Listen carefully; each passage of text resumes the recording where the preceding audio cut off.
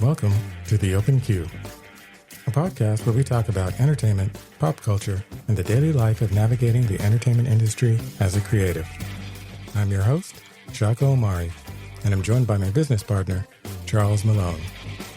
We'll sometimes have other creative guests on to tell us about their journey in the industry, dealing with their ups and downs, struggles, and successes. We'll also touch on current changes to the business of television and film, as well as cue up what we're watching, listening to, or a piece of art we've been inspired by. The music you're listening to is the theme from the movie Deep Cover, composed by Daniel Pemberton. And now, let's get queued up. Hey, and we are back, The Open Queue. So I think like to start off with, just to give everybody an idea of what we're going to be talking about today.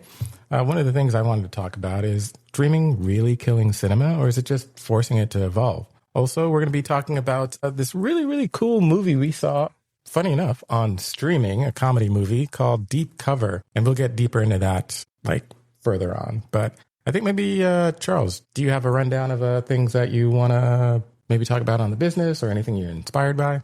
Oh, okay. I thought we were going oh man, are we skipping the inspired by today? Okay. What I've been inspired by this week, it goes right into kind of what we're talking about today and what's going on in the business, which is like IP, whether it's established IP versus original IP. We're gonna jump down into industry news at some point, but they're doing a Hot Wheels movie. And this is both frustrating and inspiring all at the same time. I'm inspired by the ability to take something that has no overall story and can make something really interesting. Like what Barbie done is actually inspiring. Barbie had no real story, but what they did with it was fantastic. Oh, creative. The ingenuity to create a storyline and bring it to the real world. Because I will admit, when I first heard that they were making a Barbie movie, I was like, why? Like why? And it was live action. Of course. Animated, I would have been like, sure, whatever. But live, I was like, but why? That's like Lucky Chap has a Sims movie in development. Yeah. Sims has no story. So it's going to be a lot of fan service. But with the success of Barbie, I'm like intrigued to see what they do. Right. And at the end of the day, I do find that really inspiring. That's a good inspiration, I have to say, but to your point, I guess it's true because as kids, when we'd play with like Barbies or Hot Wheels, we'd create our own story and narrative about why the car is going upside down or crashing into this one or racing on that one. So I have to say, as long as they do it justice, I guess is the correct word I could think of right now, or at least they do it the way that Barbie, they give a good story fundamentally. I think that will work. Funny enough, I don't think I've been inspired by it. Yeah, I'm terrible. I didn't ping pong it back. We'll look for you inspired by this. And it's okay. It's okay. Because I realized I asked that question. I was like, ooh, I am unprepared. I don't know if there was anything that really inspired me this week other than doing some editing of our podcast. To be honest, that was a lot of fun. I enjoyed the creativity and listening to us and learning the editing process. This is my first time doing it. So, I guess that's what I would say to everyone out there. If you're worried about doing something because you don't know how to do it, dive right in. You might actually have a lot of fun and be inspired while doing it. So there's another one that inspired me, and there's been things like this before, and I think there's going to continue to be things like this. There's a group bubbling that created their own festival. It's called Creative Camp. Have you heard of this? Mm-mm. So it's one of those independent filmmakers and creatives are coming together to see how many short films they can make in a short amount of time. And it was completely crowdfunded, and now they're starting their own festival. It's called Creator Camp Film Festival. But they're trying to disrupt the film marketing with like, we feel as creatives that the industry is starved of original content. And again, I think we talked about this off the podcast, but the barrier of entry to the film industry is like insanely high. It seems like an impossible task. So people are taking amongst themselves to either self-fund or go other routes of like, screw the big studios, let's just do it ourselves. And that's another thing that's been pretty inspiring, is seeing people not sitting around waiting for a handout or someone to say yes, and going and doing it themselves. 100%. Somebody had said something to me a couple of weeks ago, which was, you can't sit around and wait for someone to validate you. You have to validate yourself. And so absolutely on with that. Okay. Well, I guess I wanted to hop over a couple of things in the industry that I figured would just be interesting to talk about. You know, one of the things you were saying just now was bringing original content or something creative. This is going to be a backpedal to that, just to let everyone know. It's around this time Jurassic World Rebirth came out. And that's a sequel. I think it's like, the 6th, 7th? I don't even know at this point in time what it is. But apparently it's doing really well. I haven't seen it yet, but that is kind of exciting to me because I do feel like sometimes reboots and sequels can get a little annoying to continually watch. But I think if you do it well and the story's good, it's exciting to see like that world expand or like a franchise continue on. Yeah, so, I mean, this goes right into the Barbie, Hot Wheels. It seems like studios are trying to, and rightfully so, right? I think we sometimes forget when we focus on just doing the creative that this is still a business, right? And they're trying to mitigate loss and risk by going for things that already have an established fan base to try to guarantee viewers as a strategy that is smart. And in theory, that is smart. But in practice, what ends up happening from some of these big studio projects is they sacrifice the creative just to like get a movie out. I think of the Apple TV show, and here we go mentioning Apple again. The studio episode where there's the Kool-Aid movie. I think that's how it starts, right? The whole show starts with like, well, we need to make a Kool-Aid movie. Right. Which could be inspiring if they can pull it off. But at the same time, why? Should we? Do we need a Kool-Aid movie? You know, that reminds me of a line from Jurassic Park. They were so preoccupied with if they could, they didn't stop to think if they should. Yeah, but I'm bummed. Oh, there we go. I missed my chance to find wait. Hang on. I think it's this one. Nope. Record scratch. You're wondering why I just got here. Yeah, we're gonna master these buttons. But the should we? Should we do this? Do we need it? Do we need another Jurassic? You know, when is the next Star Wars or Jurassic Park or Harry Potter? And it seems like we're no longer taking chances on the future of cinema or franchises by just rehashing the things that we've already seen.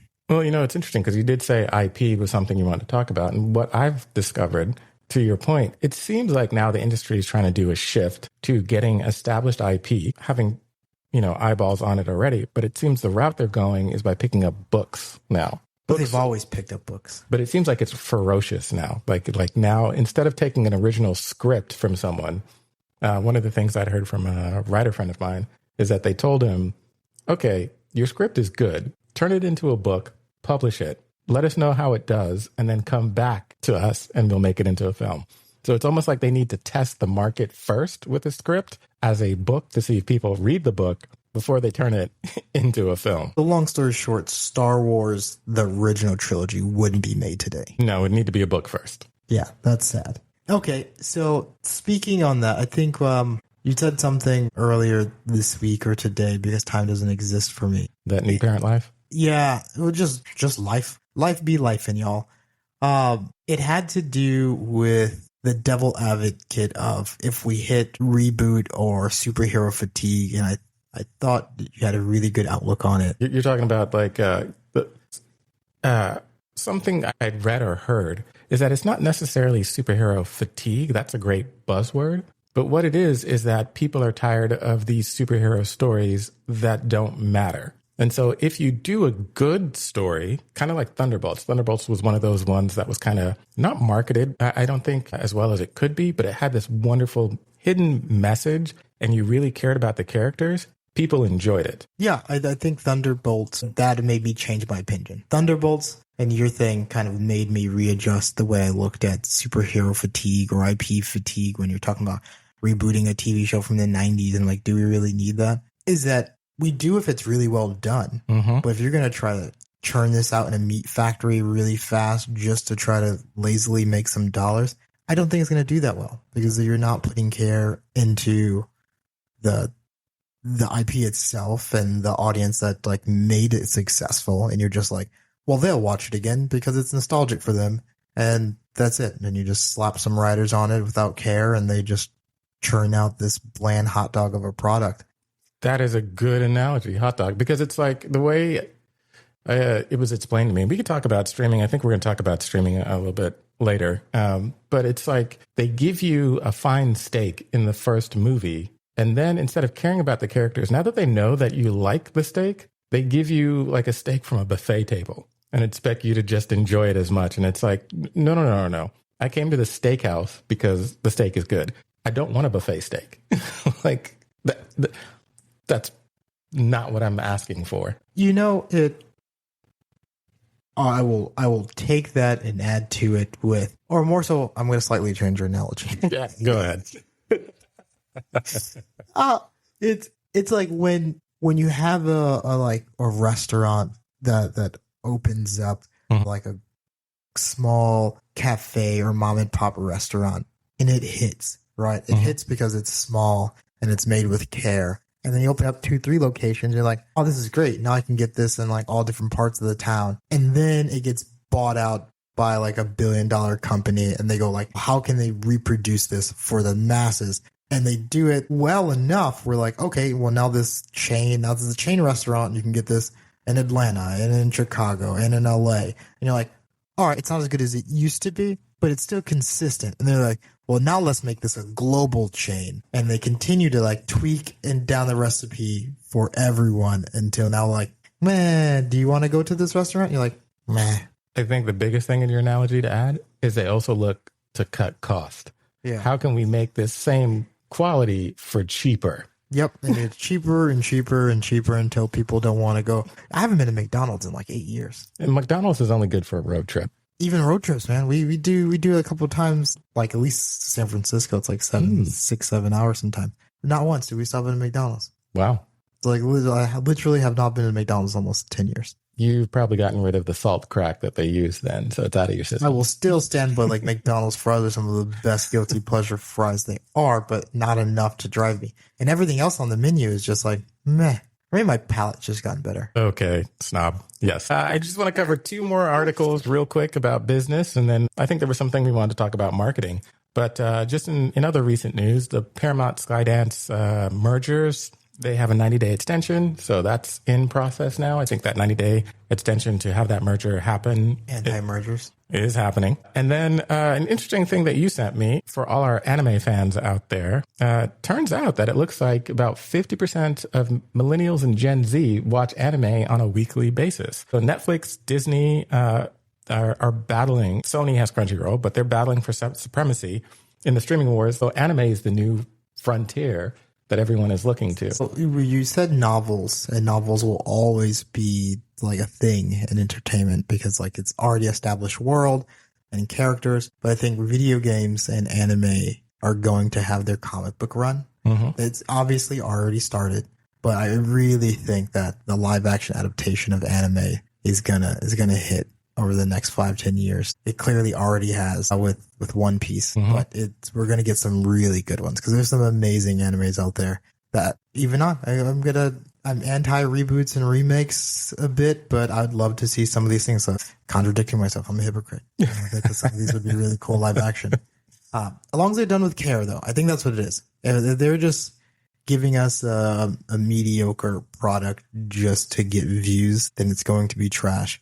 And we shouldn't support it or we're going to keep getting trash. Yep. But yeah, anime is going to have its run. Also, I got a little grind my gears or a bone to pick. It's not as much as a hot take as it is like, oh, millennials are like watching like anime in such mass large numbers. So if you're between the age of 30 and like 45 and now you're like this huge anime fan, I'm squinting at you with sus eyes. You can't see it. But I'm suspect of you jumping on this bandwagon in your 30s because, as someone who grew up.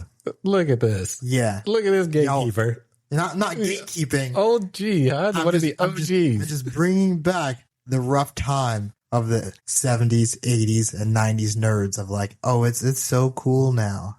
That's and it has been for like the last 10, 15 years to be like, oh, I like comic books and video games and like, what's the name? Nah, you didn't. Yeah. Okay, that's fair. Look, I'll back you on I that. got roasted hard. I will simply say we walked so y'all could run. For real. What?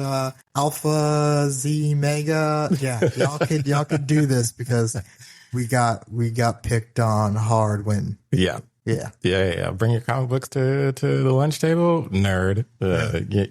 Wear an anime shirt of any kind, nerd. Yeah. Mm-hmm. But apparently there were some like machismo ass dudes who was out here beating up nerds in the streets and going home watching Toonami. So of course, because they weren't able to make peace with themselves yet. You're either a jock or a nerd. I think our generation, we kind of skirted the lines in between. We played football, but also watched Robotech, that kind of thing. Yeah. Yeah. So that's it. I'll stop keeping me on. Okay. I'll agree with you on that one. I'll take it. So there's another topic that I thought was interesting that we had discussed this week, and that was about film marketing. So what are your thoughts on how films are marketed? And this kind of ties into the movie that we're going to talk about today, Deep Cover, because I didn't know anything about Deep Cover. It just showed up on my Amazon Prime as one of the posters, as one of the movies. And I sometimes think, like I just watched a clip from the Fantastic Four that's coming out. Superman has been marketed all over the place. Again, it's a big tentpole summer movie. But I'm wondering, how do you feel about marketing now? Because I was looking at some old trailers from the past, and they really didn't, like the Matrix trailer, they didn't really give us a lot. And sometimes I see trailers now, in my personal opinion, where it's like, I just watched the whole damn movie. Yeah.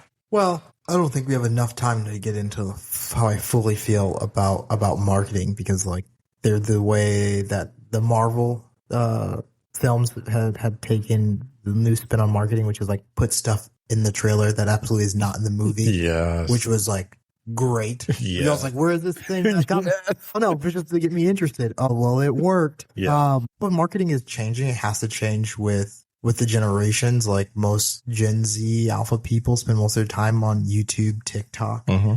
So there has to be this new run for like viral marketing that, wasn't there when we were going to the movie theaters. That's a good point. I just talked about this with another film executive, how a lot of indie movies and some even bigger movies or mid-sized movies are taking to Reddit AMAs with their filmmakers to do an Ask Me Anything on Reddit to help generate buzz. Letterboxd does a lot of like generating for new movies. So I think the film industry is adapting to more social media marketing than more so like we don't watch commercials anymore. Right. Which for the most part, where when we were growing up or even into our like late teens, early 20s, when you're watching something on TV, you would get a movie trailer somewhere in there. Right. To get you interested in what's coming out. And without that, it's like, where do you go to watch it? Like you have to seek movie trailers. Right. You hit the YouTube. I think like the only major time you see those are sporting events. Yeah. There's a sporting event, we're dropping our trailer during like the Super Bowl or whatever, because they know people are going to be watching that live event and commercials are part of it. But if you're watching a TV show, unless you, again, go to YouTube or you're paying for one of the tiers that has commercials, you're probably not going to hear about anything. Even I know we're at somewhere these two things kind of go together. We're going to talk about, did streaming create this ultimate buffet that kind of makes it harder to market movies? It's like when you're walking into a sea of content and it's like, hey, look over here. Hey, look over here. You got a new anime series or this new TV show is dropping. And there's a new TV show dropping on each individual platform and it's not all aggregated into one place. Mm-hmm. Like, how do you... So do you think, based on that comment, do you think that the reason why so many studios are going after established IP as opposed to taking a risk on something original is because they don't know how to market? So it's better to get something that already has been marketed via video game, novel or book series versus I'm just going to pick up this script from this writer that no one really knows about because I just love the story and believe in it. Depending on the content of the original IP, definitely affects the level of difficulty that comes with like marketing it. Like Everything Ever at Once was something that the general public now understood via the Marvel Universe doing a really large lift of like the multiverse for most people. So it was like, here's this new multiverse wacky movie. And the trailer was actually really compelling, had a huge hook of like, oh man, whatever this is, this looks fun. Right. Yeah. And that was one of my favorite movies of that year. You know, we haven't got a chance because we're starting so late to talk about it. But man, what a fun original movie that, to me, beyond the magic of like the wackiness of the multiverse, they did something that was culturally specific yet universally like resonant, which was like, oh, what a, like an amazing balance. So that's just my little love for Everything Everywhere All at Once. But they did a great job also marketing that movie. But I think it was an easier lift given like Marvel and the superhero genre kind of hitting that. That makes sense. Whereas you did like an indie drama about like you and your friends in a cabin, it's actually a really good story, but it's going to be a little bit harder, and that's something to probably like hit streaming. Right, that makes sense. You know, it's the same way as like Ryan Coogler's Sinners. I felt was really marketed as a horror, but I didn't find it to be that terrifying, to be honest. You know, but it's like that's the niche that made the most sense to sell it as. So I've heard mixed things about the marketing on Sinners. People said it wasn't marketed well enough, but I think living in LA, it's really hard to judge how well things are marketed, because for us driving around the city, you see billboards and posters everywhere. Whereas like when I go up to San Francisco, I almost see zero movie posters or billboards. Really? It's almost all tech. Every billboard is some sort of tech company. Oh. So depending on where you are, I think the marketing changes. So I felt Sinners was marketed because I seen it like 8 times around the block, from buses to little like the whatever you call the paper ones that go on the wall. I can't think of it. Oh, the poster? Yeah, sure. Then billboards.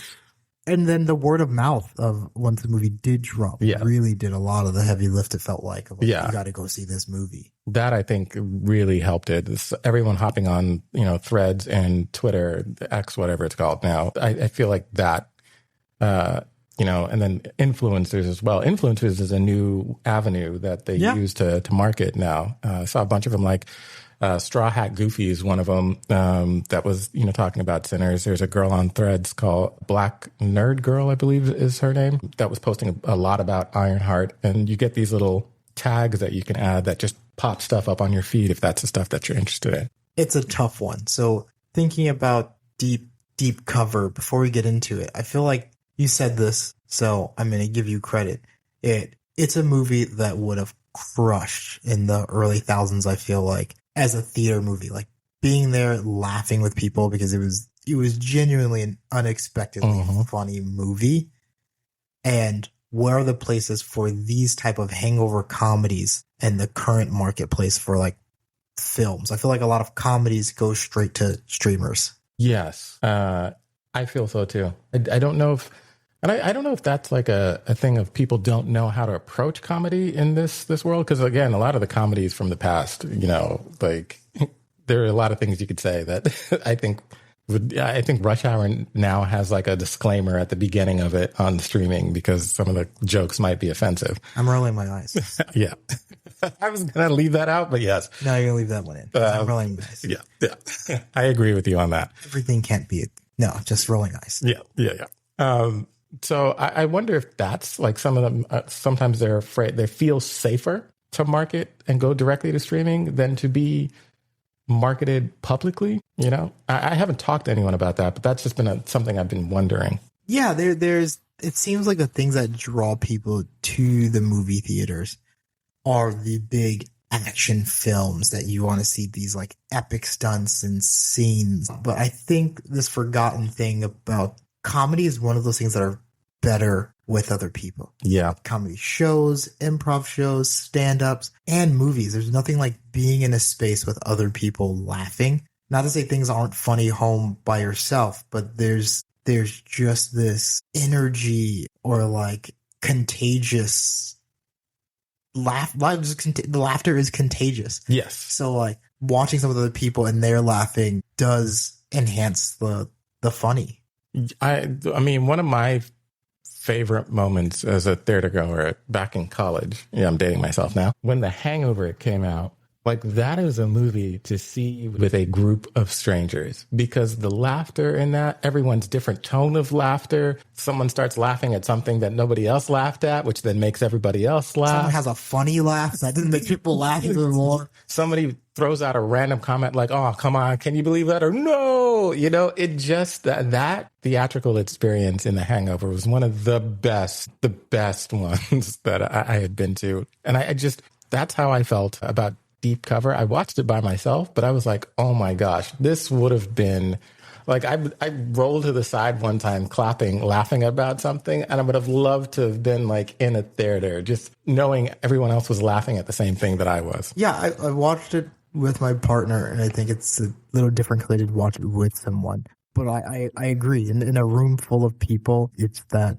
I don't know, it'd be something to share with others, and it would have been great because, like, can you believe how funny this was? Especially for like I felt like it wasn't marketed. It showed up on Amazon's thing, and we were like, you know what, let's just put something, bring this on. And dude, we watched the whole thing, like just dying because it was really that unexpected. It was good. It was good. Thank you for recommending that to me. I thought, it must be just like a movie to watch in the background or something. And when you told me it was good, I was like, you know what? I'm going to start this movie just to see what it's like. I'm probably not going to be interested. And this is something I do say about the theatrical experience. I realize when I'm in the theater, I turn off my phone and I'm in the movie. When I'm at home, I get a notification. I find myself in my phone and then I click to another app and then I realize, I got to rewind, or do I want to rewind? And I'm not experiencing the movie. This movie, however, had me rolling so hard. Like somebody texted me and I put my phone on silent. I put my phone on Do Not Disturb because I didn't want to break the engagement of this movie. Oh, wow. I didn't think about that. It is true. I find myself multitasking a lot being at home.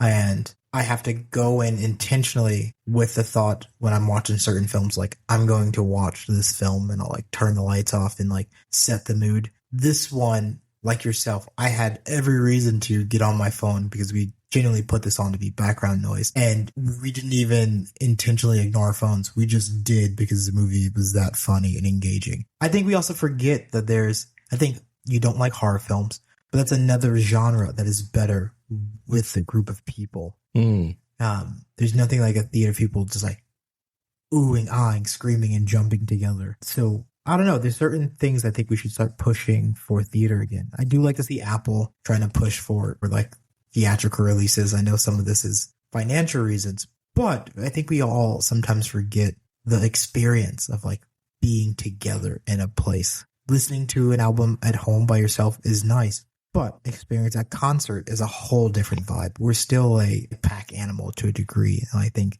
community. Yeah. Doing these things with the community brings something to it. All right. Well, on that, I think we should just go ahead and dive into Deep Cover. Unless there was something else you wanted to cover. Yeah, let's do it. We've already started talking about how this was surprisingly funny. We didn't give anyone the premise of this movie. So if you're new to what we're talking about, Deep Cover is a comedy on Amazon Prime that's streamable right now.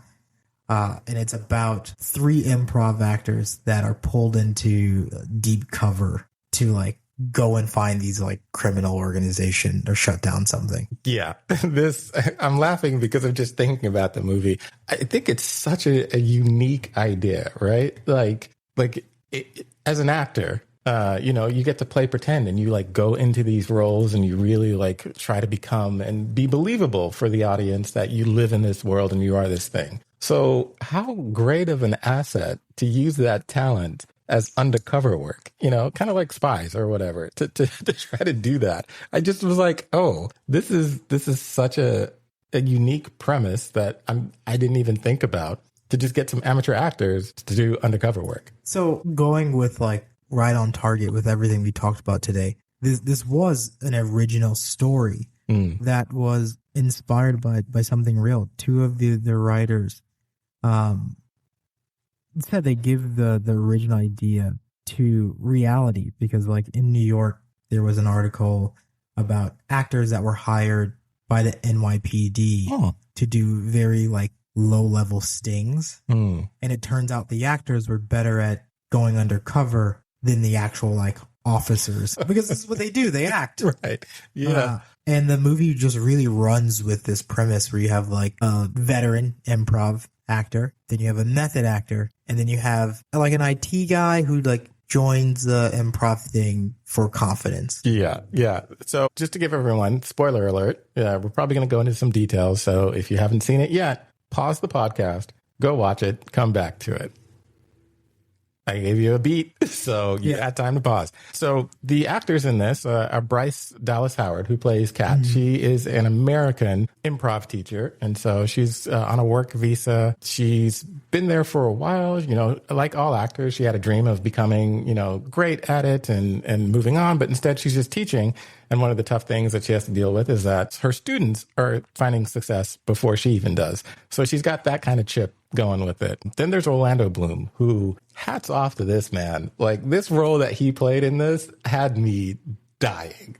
Yeah, he's probably one of my favorite characters. Yes. He plays a method actor. So he's one of those actors that wants to be taken seriously. Everything is dramatic. And I write my backstory full of pages. You know, even if my line is only, hey, how you doing today? Why do I say, you know, how am I doing today? If I lost a son at 35 and da-da-da-da. So my how you doing today is really grounded. So he plays that to such perfection. Absolutely great. And then the third character is Nick, who you're talking about is like the tech IT guy who... Nick Mohammed. Oh, Nick Mohammed. Sorry. Nick Mohammed is the actor. You have to say his name because I never remember his name. Yeah. So. Who plays the character Hugh. And Orlando Bloom plays the character Marlon. Nick Mohammed, who's known for like Ted Lasso, he plays like the nerdy IT guy who has a hard time connecting with people and like joining in, socially awkward, basically. And so he stumbles upon an improv class because sometimes some of the suggestions for people who have a hard time publicly speaking is to take an acting class or an improv class that makes you think on your feet and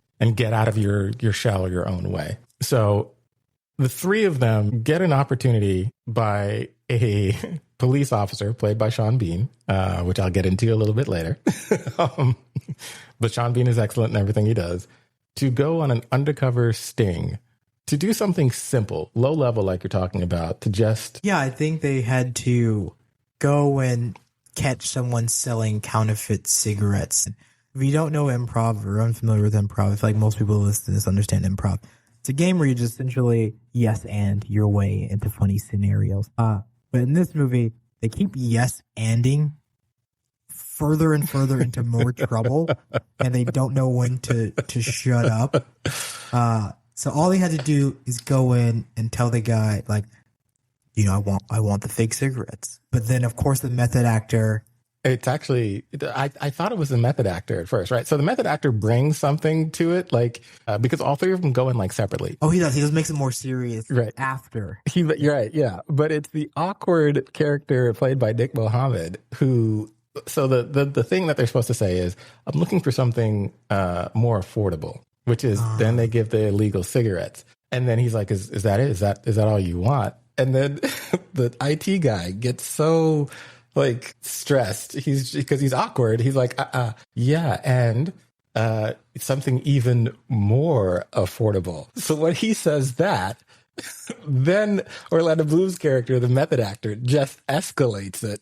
What do I look like? He says something wild. So they keep going deeper and deeper to the organized crime scene. Yeah. All because two of the characters don't know how to stop talking. Yes. You know, as an actor, you commit to the role. But the problem is that Marlon, because he's a method actor, overcommits. And Nick, because he's awkward, just does whatever to keep going because he's not sure what he's supposed to do. The cocaine scene. Sorry, I'm laughing through this whole podcast. This is how good this movie is. So the cocaine scene that you're talking about, they yes and at the cigarette place, and the person is kind of like, I'm not trying to give a full description, but the person is like, oh, you're looking for something more, like whatever, yeah. And they end up in the organized mob. And so they have to test out to make sure that the cocaine is actually cocaine that they're trying to buy. And so they put Nick Mohammed's character, Hugh, to test the cocaine. And I'm going to keep laughing. Because he's never done, clearly has never done cocaine before. So they offer him a bump, and he tries to say, no, I don't do the key thing because he doesn't want to do the coke. So he's like, oh, he wants a whole line. So they give this guy a whole line. So out of the pressure of worried about being killed, he does the first line. He's like, "Oh, that's definitely cocaine." So Orlando Bloom's character, because he doesn't know when to shut up, was like, "Well, how do we know the rest aren't fake?" Yes, and So now Muhammad has to do a whole second line of coke that he did not want to do. Oh yeah. I mean, like that is just like a small part of the comedy, I think, in this whole movie. Which again, I'm dying of laughter because the performances and the acting in this are absolutely amazing. Things just keep escalating because now that they're in, Sean Bean's character, the police officer, is like, well, you got to keep going because now you stumbled onto an even bigger crime ring. Like you were just supposed to get something small, but now, as a police officer would, like, why are we going to pull it now? You've opened up the world of crime to us. And so it just keeps escalating and escalating, and certain situations keep happening in a comedic way that makes them seem more relevant and more real. Don't want to give too much away, but, you know, they end up dealing with a hitman at a certain point, and that gives them even more street cred, and then they keep going and going and going. But the thing I wanted to say about Sean Bean, which I thought was interesting, and again, spoiler alert, Sean Bean is known for dying in a lot of TV shows or movies. Lord of the Rings, his character dies. Game of Thrones, his character dies. So I think there's like this joke on the internet, I'll have to look it up, where it's like Sean Bean keeps dying in a movie. You're going to have to watch this to figure out if Sean Bean survives. That's all I'm going to say.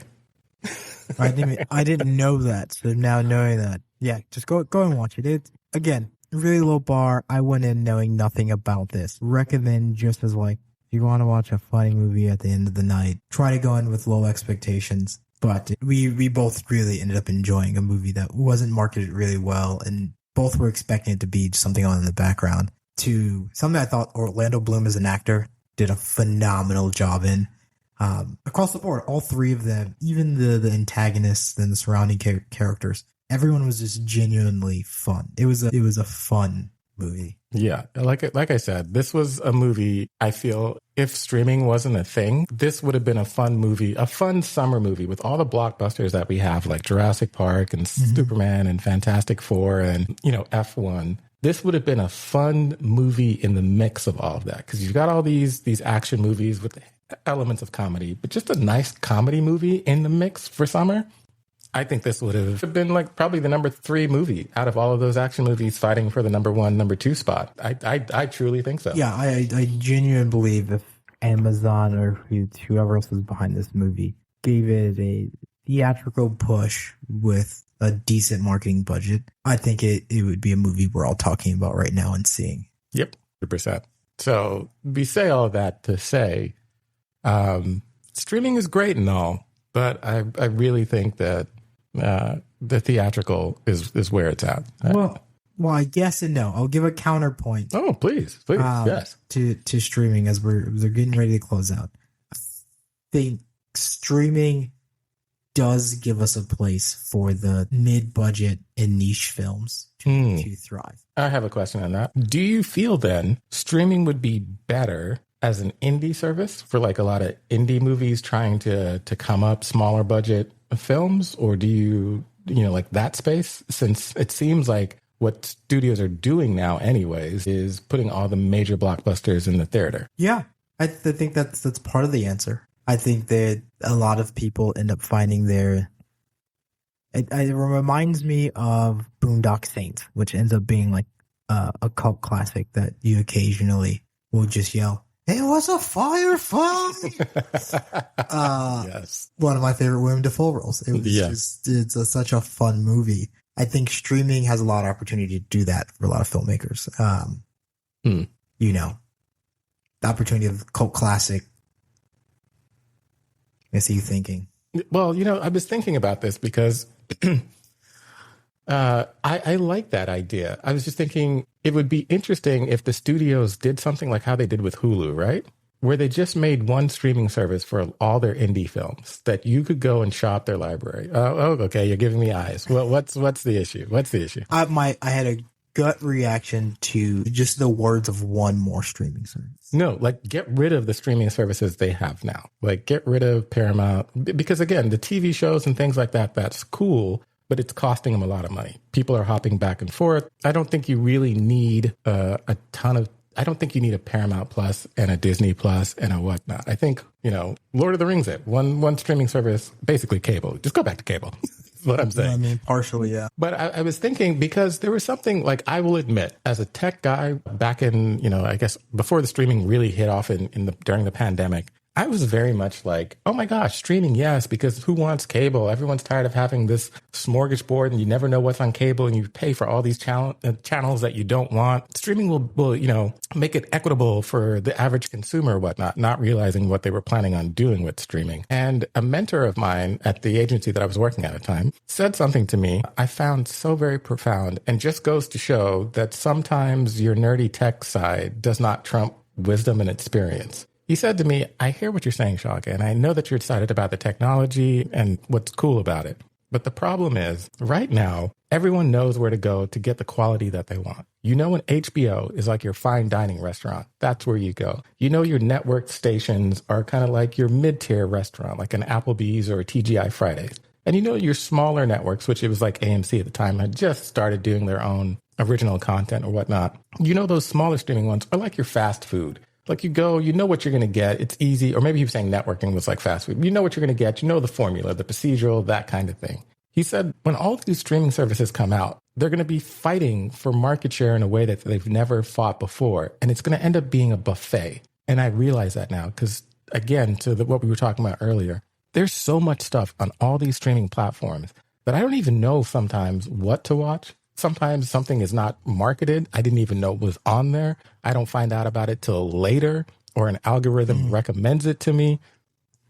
So it's not like, HBO turned from HBO to HBO Max to Max, now back to HBO. You used to know if you went to a certain TV what you were going to get. Now it's just like, I don't even know what I'm going to get. And is it going to be any good?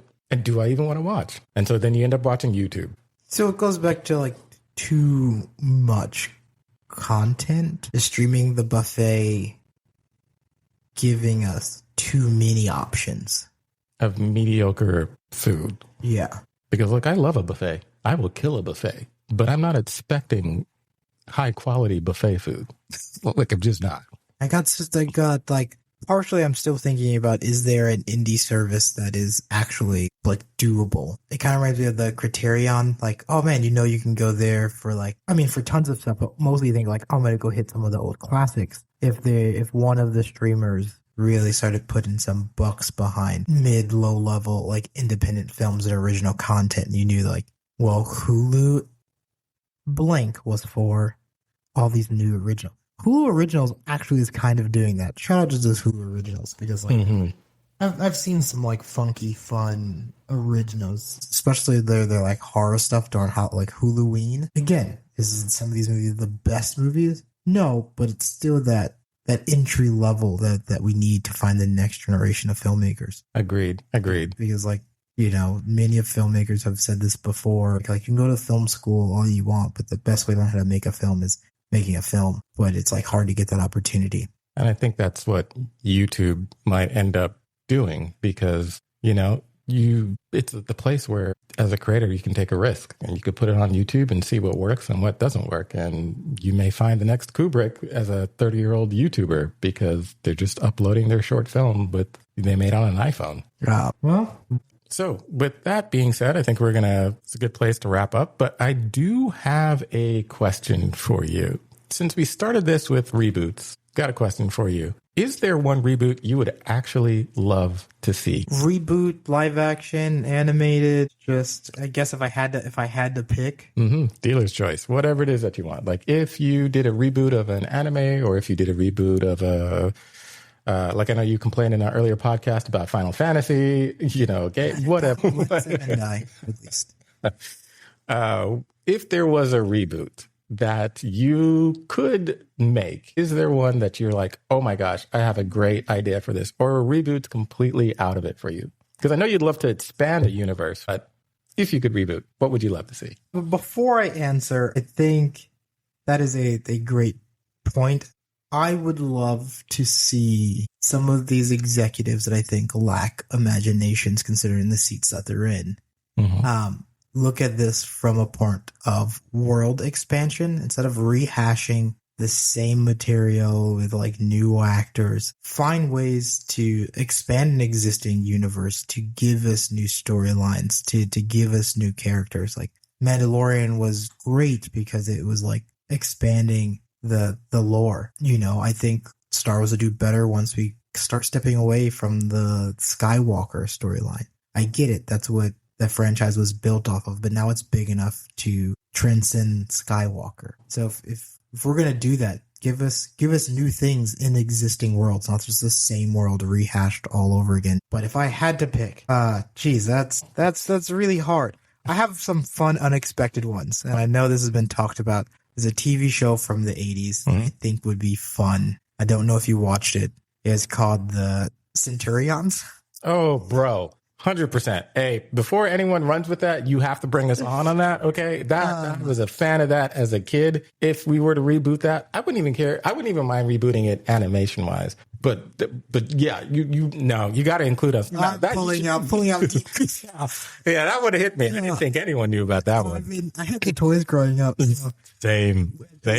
As we try to like make Hot Wheels a movie and things, I've been thinking about, I was like, dude, it wasn't really a toy. It was a TV show first, but Centurions were like the OG almost Iron Man to me. 100%. I don't know which one came first. I have an episode of that on a VHS tape somewhere back at my mom's house. I promise you. So Centurions, I think, would be really cool live action, especially what we can do now with CGI. So I would probably reboot Centurions, or another 90s one that's good that might be like, it can either be really bad or really good. Reboot it or made live action. And I know I'm still on cartoons, but Gargoyles. Yo, I think they are actually going to reboot that. I feel like I mean, I know people have been begging Disney to do that for sure. I feel like there's like enough fan fever for it to happen. I could be wrong. If not, it's in development for Disney Plus. Okay. Boom. Yeah. See, that's another one that's dear to my heart. You know, to be honest with you, those 80s, 90s cartoons hit, man. Like, everyone's going, Barbie. So now I was like, Mattel, Hasbro, let's hash out the G.I. Joes and everything. Yeah. And it's like, all right, but we got some deep sleepers because no one's thinking about Centurion. No, not at all. I don't know if you ever saw this cartoon, but Dino Riders. That one for me, I'd reboot that. Animation, 100%. I would do that as an anime, I think, in like the anime style. But that one for me, it's kind of the same thing. Again, I feel all these cartoons were created to just make toys, but it's basically people from another planet. I think a planet or humans in the future. I can't remember which one it is. They're being attacked by like bad guys or whatever in space, and they travel through a wormhole and end up crash land on Earth in the dinosaur age. And so the good guys, I can't remember what their names are, they have this way to communicate telepathically with the dinosaurs. So they're all friendly and they use their technology and the dinosaurs to build a village. The bad guys that crash land with them use what's called like a brain box to take over the dinosaurs' brains and make the dinosaurs their slaves. So you've got like T-Rex with like armor and missiles fighting like a brontosaurus and everything else like that. Absolutely awesome. Well, it looks like in 2015 they started talking about trying to do a development with Mattel.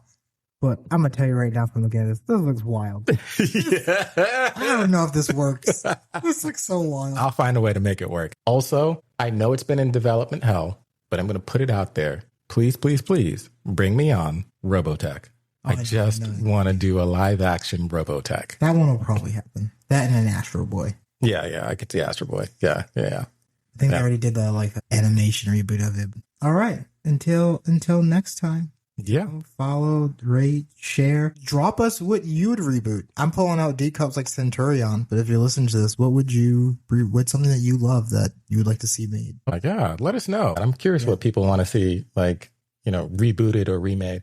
Not The Crow. They just don't send me The Crow again. I know we want original content, but in the vein of what we're talking about, fine. I just had to throw one more shade at you. All right. Well, until next time, keep us in the queue. Well, where to follow you at, man? You got used to do it. Okay. Yes. Don't forget to follow us, like, share. You can follow us at OpenQ Productions at IG. You can follow me at Shaka Omari.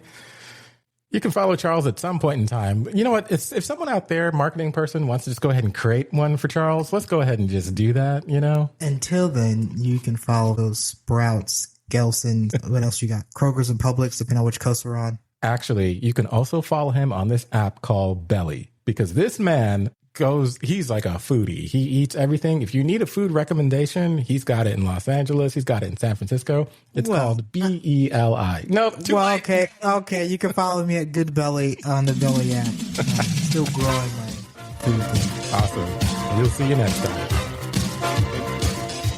The Open Q is an Open Q production. If you like the show, be sure to follow, rate, and review it on Apple Podcasts, Spotify, or your favorite podcast app. And tell your friends and family to do the same. Also, feel free to share this link to someone you think might really enjoy this conversation. The music you're currently listening to is the theme from the TV show Centurions, composed by Edie Harvey. Until next time, see you in the queue.